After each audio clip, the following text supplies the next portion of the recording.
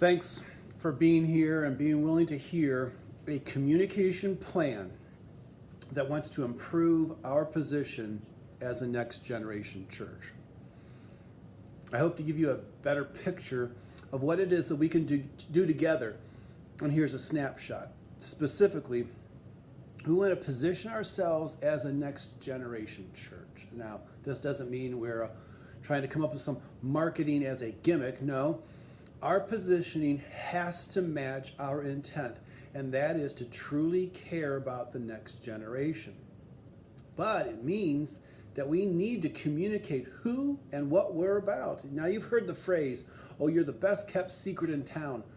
That isn't something that we should be proud of. If we don't create or promote our image, the prevalent thinking is going to be that the church isn't for millennials.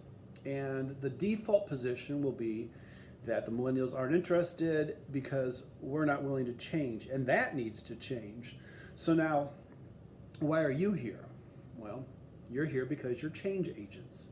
Whether you're a change agent because you can assist financially, or you're an interested member, or you're here because you're one of those students that are already on the front lines, all of you are major stakeholders for a bigger goal. So what's the goal? Well, let me set the stage for you. In just 20 years, church attendance dropped by 7%. My generation is about twice as likely to attend church as millennials. You see, 68%, almost 7 in 10 people my age and older attend church weekly. But only 28%, or 3 out of 10, 18 to 30, attend church. That's a 40% less attendance by that group. Now, to further clarify the situation, 85% of American churches are either declining or plateauing. And a large part of this is because there's a need for churches to adapt to a changing world. Bottom line, churches need to change or they will die. Now, I had to set the stage for this reason.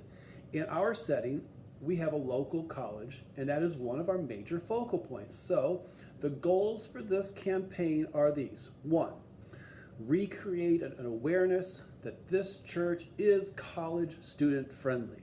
2, create interest in spiritual issues. In partnership with other similar ministries, we want to make students interested in the college ministry, specifically at Pine Acres Church. Number 3, in the end, we want 3 to 5% of the college students involved here at Pine Acres. That's 150 to 250 students, and that's a very high bar.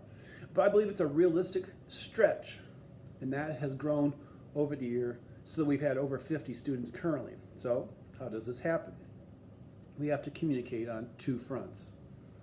Convince those older and inside to invest, and convince those younger and outside to join.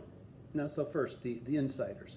The tactics that we will primarily apply for those insiders will be mainly interpersonal communication. We see them weekly.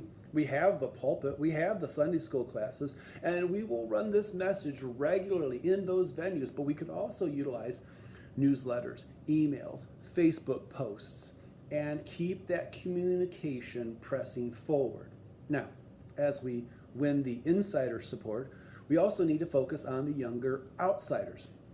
Again, interpersonal communication.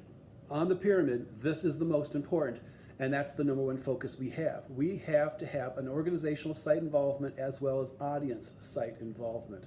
So we continue to serve teams and invite teams to our facilities to have appreciation dinners, to serve them meals. We're having 3-4 events already with hundreds of athletes on site, and we want to continue to appreciate them. We want to continue to tell the college students that we want them and that we open the facility for usage for free. We become known as the church that always says yes to a need. Then we vigorously get onto the campus, audience site involvement, particularly freshman orientation and sports and music festivals, visible access to professors who are already part of our church, and we get to know them on their turf. It's not just interpersonal communication, though. We have some things in the organizational media. We're going to release the students to run the social media. and the website, and we give them the leadership to do what they already do well, and that is to connect digitally. We will intentionally promote events and afterwards post those events visually on the campus. Hundreds of Facebook interactions and Twitter messages each week from the current students. Now, advertising. We will spend comparatively little on advertising, but we will flood the campus as we have in the past with t-shirts, hundreds of free appreciation t-shirts with the college ministry logo. College students love free t-shirts. By having the football, volleyball, golf, and in the future other teams served, and by getting interconnected with the campus on-campus events and maximizing the current weekly college ministry we already have, leveraging that, we can change the way we are seen by millennials. Now, the first year we saw significant growth from nearly none to 50, 60 students. And as we aim over the next 2 to 3 years, we want to triple our impact to 250, 200, and maybe even 250 students. This campaign, it's going to require more volunteers, which is not necessarily a financial cost, but a resource cost to other areas. Thus, fewer internal programs will occur in order to invest in external programs. We will communicate through banquets and meals, and it will be a cost to the campaign, and we will expect that most of the investment, while being sweat equity, will still need maybe $5,000 to cover promotionals and other events. So, if we partner together with the 60, 50 students that are already convinced stakeholders, along with the older stakeholders, we can leverage our facility, our finances, and our members to achieve a great dream. And in 2 to 3 years, we could see 200 plus students calling Pine Acres their church family. As I close, you as a stakeholder need to ask yourself one simple question. What's the next generation worth? Thanks for your time and energy in this amazing adventure.